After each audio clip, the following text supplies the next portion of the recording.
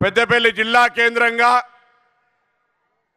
తెలంగాణ రాష్ట్రంలో ఉన్నటువంటి సంవత్సర కాలంగా రేవంత్ రెడ్డి గారి నాయకత్వంలో ఉన్న ఈ ప్రభుత్వం యువ వికాసం కింద తీసుకున్న అనేక కార్యక్రమాల్లో భాగంగా గ్రూప్ 4కు సంబంధించినటువంటి 8,000 మంది చిల్లర ఉద్యోగస్తులకు నియామక పత్రాలు ఇవ్వడంతో పాటుగా గత సంవత్సర కాలంగా రాష్ట్ర వ్యాప్తంగా తీసుకున్నటువంటి 55,000 ఉద్యోగాల నియామకాలకు సంబంధించి లేదా తెలంగాణ ప్రభుత్వం తరపున గత సంవత్సర కాలంగా ఉపాధి అవకాశాలను మెరుగుపరిచే కార్యక్రమాలను చెప్పడానికి తెలంగాణ ప్రజా పాలన వారోత్సవాల్లో భాగంగా పెద్దపల్లికి వచ్చేసినటువంటి గౌరవ ముఖ్యమంత్రి గారికి ఒక్కసారి గట్టిగా అందరూ చప్పట్లు కొట్టి స్వాగతం చేయాల్సిన సందర్భంగా కోరుతా ఉన్నాను.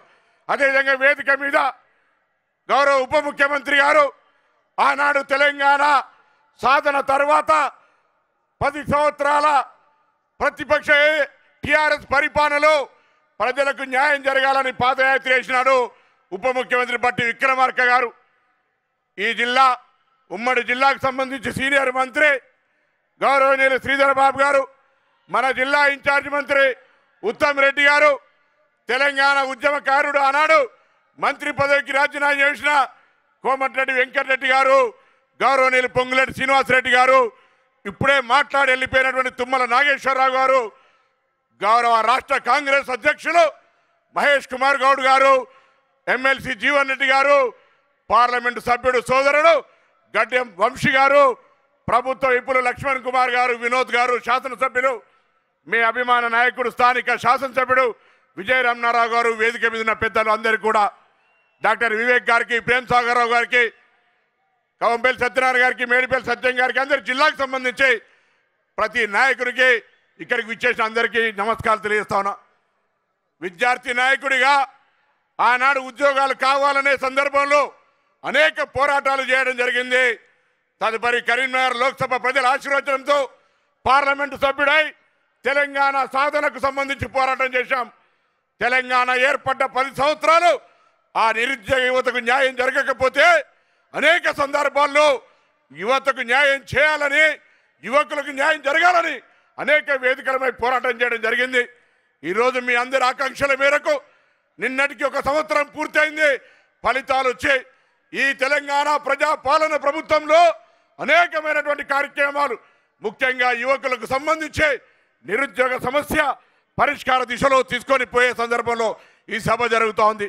ఇక్కడికి వచ్చినటువంటి నా సోదరులు, రాజకీయంగా కాంగ్రెస్ పార్టీ కుటుంబ సభ్యులు, లేదా ఈరోజు తెలంగాణ ప్రభుత్వంలో ప్రభుత్వ పనితీరును పనిచేసే ఉద్యోగస్తులందరూ ఒకటి గమనించాలి. తెలంగాణ ప్రజలకు ముఖ్యంగా ఆకాంక్ష, ఆత్మగౌరవం. గతంలో మన యొక్క అంశాలను చెప్పాలంటే కూడా నియంతృత్వంగా అణిచివేసే పరిస్థితి ఉండే. కానీ ఈరోజు తెలంగాణ ప్రజల యొక్క ఆకాంక్షలకు, ఆత్మగౌరవానికి ప్రతీకగా ప్రజాపాలన మంచి ప్రజాస్వామికంగా కొనసాగుతూ ఉంది. ఈ పరిస్థితుల్లో గౌరవ ముఖ్యమంత్రి గారికి ఇంతకుముందు మా గౌరవ శాసనసభ్యుడు విప్పు గారు చెప్పినట్టుగా ధర్మపురి లక్ష్మీ నరసింహస్వామి టెంపుల్ మన వేములవాడకు వచ్చినారు. రాజరాజేశ్వర స్వామి ఆశీర్వచనం నిండుగా ఉండాలని కోరుకుంటా ఉన్నాం. ధర్మపురి లక్ష్మీ నరసింహస్వామి, కొండగట్టు అంజన్న, ఈ ప్రముఖమైనటువంటి దేవాలయాలు. కాళేశ్వరం గురించి నేను చెప్తే తప్పైతే శ్రీధర్ బాబు గారు చెప్తారు. ఈ 2 దేవాలయాలకు సంబంధించి దయచేసి సమానంగా వాటికి సంబంధించి చాలా పవర్ఫుల్ కొండగట్టు అంజన్న పాదయాత్రలు మీరు వచ్చినారు.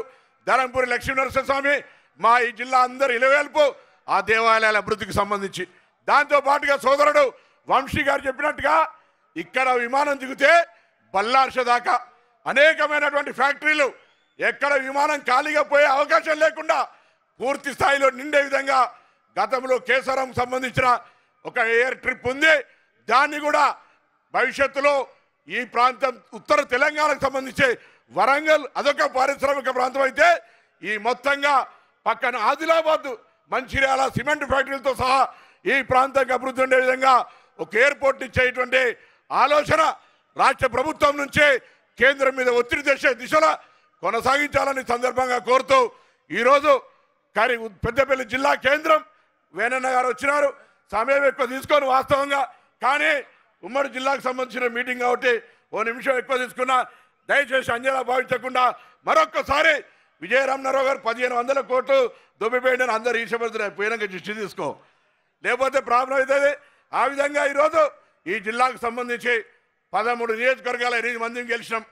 2 మంత్రులు 2 విప్పులు.